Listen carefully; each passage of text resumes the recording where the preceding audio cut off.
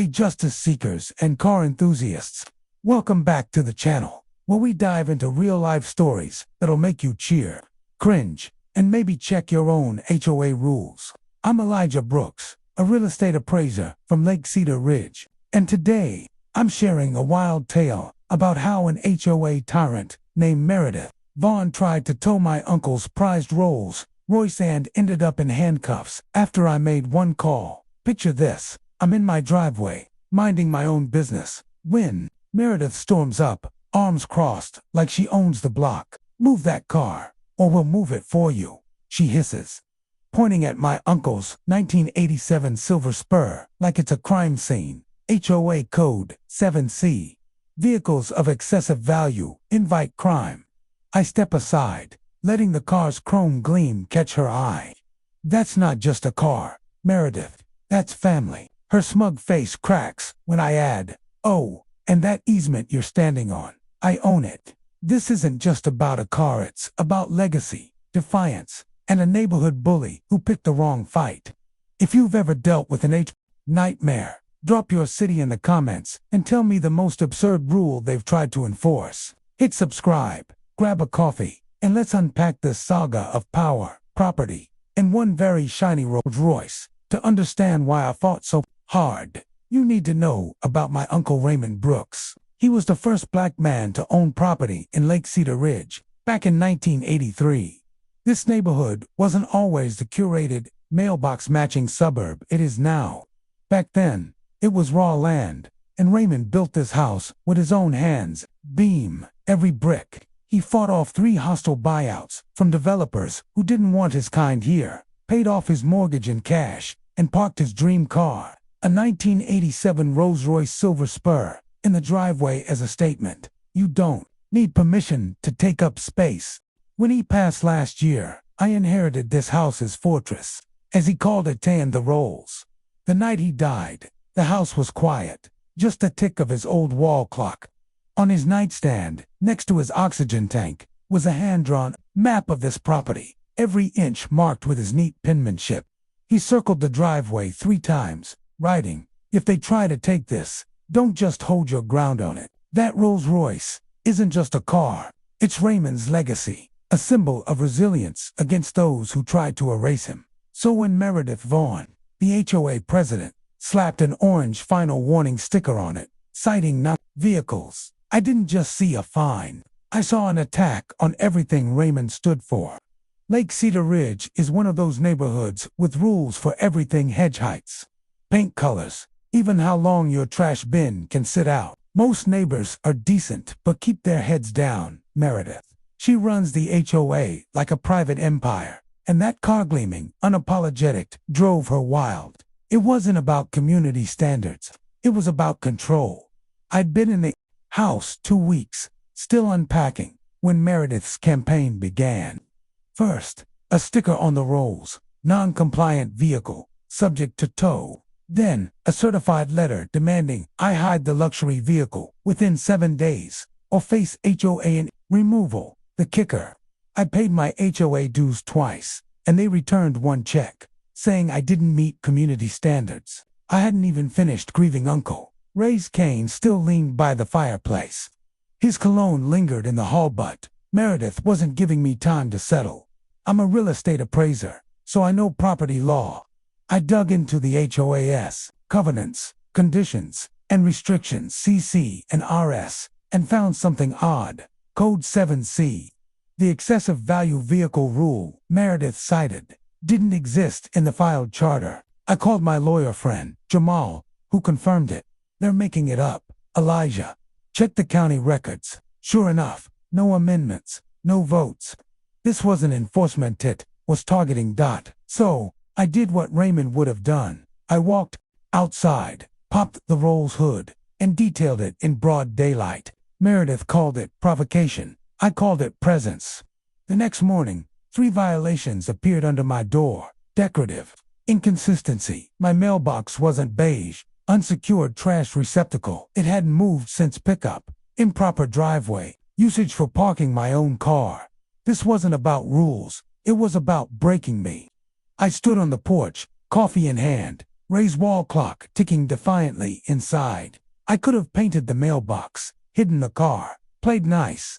But when someone invents rules to control you, compliance isn't winning, it's surrender. So, I drove the Rolls to the post office, slow and proud, and mailed a certified appeal to the HOA board, complete with time-stamped photos and highlighted CC and Rs. If they wanted a fight, I'd make them choke on their own paperwork. The HOA board's reply was a curt denial. Appeal rejected due to non-compliance with evolving community standards. No explanation, no vote record, just a stamp.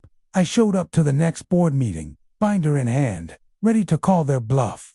The room smelled of stale carpet and cheap coffee. Meredith sat at the front, flanked by Stephen Crail, the smug treasurer, and Danielle Yu, the secretary, glued to her tablet.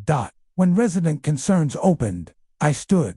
3 violations in 72 hours, none matching the charter.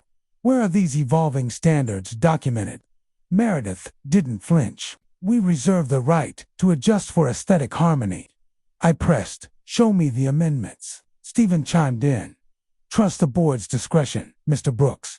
I nearly laughed. Discretion doesn't override property law. Meredith's voice cut like a blade. Perhaps you'd be more comfortable elsewhere, where your lifestyle fits better. The room froze. A woman shifted uncomfortably. A man frowned. Her words weren't just about me, they were a warning to everyone. As I left, Danielle's eyes followed me. Lips parted like she wanted to speak, but couldn't. That glance stuck with me. At the neighborhood barbecue, I went for interland ribs. Neighbors watched me behind plastic cups, whispering. I spotted Danielle by the cooler, alone, no tablet. Didn't take you for a barbecue person, I said, grabbing a water. She sighed. Optics. Her voice was tired, not polished. Lots of optics here, huh? Even mailboxes. She almost smirked. You made a good point about the charter, she said. Meredith's amendments aren't filed. She claims precedent, but that's not a thing. Her hand trembled around her soda can. She's got the board in her pocket. Stephen owes her for a tax issue. The rest are scared or checked out. I leaned in. She's buried others, hasn't she? Danielle nodded. A family 3 streets over, fined for a garden bed until they sold. Meredith doesn't care about rules. She wants to win. Meredith interrupted, all fake smiles and lemonade. Danielle, I need you. As Danielle walked away, she glanced back, eyes screaming what her voice couldn't. That night, I logged her words, backed up every violation, every email. This wasn't just about a car anymore. It was about who belonged here. The 4th violation came on red paper. Final demand. Remove vehicle by Friday or face tow. I was in the backyard when a tow truck roared up. I confronted the driver. Show me a court order. He mumbled about Meredith's release. I called Officer Keene, a friend of Raymond's, who arrived as Meredith strutted up, feigning innocence. The board approved it, she said. Keene shut her down. No court order, no tow. This is private property. The truck left empty. That night, I opened Raymond's file cabinet and found a locked box with his initials. Inside were HOA documents, receipts, and a voice recorder with a note. If they come for the house, start here. Raymond's voice crackled. Meredith's funneled HOA funds to Clearstone Development, where she holds a stake. Every citation loops money to her cousin's contractor. Then, I found a laminated property map in the Rolls glove box, showing our lot's creek easement. The HOA's park bench and fence sat on my land unseated. County records confirmed it. Meredith wasn't just fining me, she was trespassing on my property while citing me for parking on it. I made certified copies, stored them securely, and prepared to turn her game against her. Danielle knocked late, eyes darting.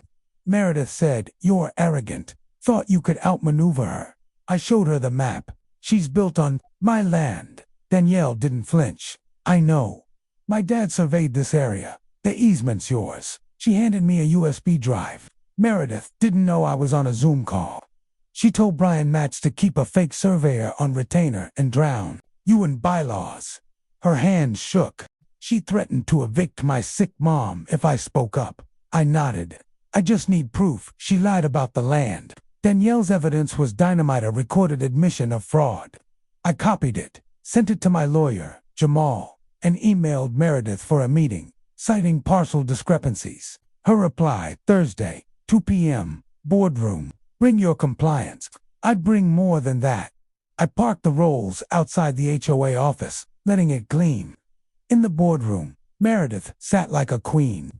I laid out the certified survey. Your benches are on my land. Raymond never ceded it. Her fingers stiffened. I added, I have your Zoom recording, instructing Brian to fake surveys and bury me in bylaws. Her face twitched. You recorded board meetings. No, I said. Danielle did. She stood, voice low. You won't win. I smiled. I just need the truth to surface. Outside, I texted my land use attorney, Melissa Chang. She cracked. Filed the cease and desist. Melissa replied, retaliation grounds secured. Send everything. I uploaded the map, recording, and bylaws, annotated for clarity. Meredith's empire was crumbling. Meredith retaliated with a red notice taped to my mailbox, $250 daily. Fines for unauthorized structures, her fence, and non-compliant vehicle aesthetics. I emailed Melissa. Retaliation started. Let's light the match.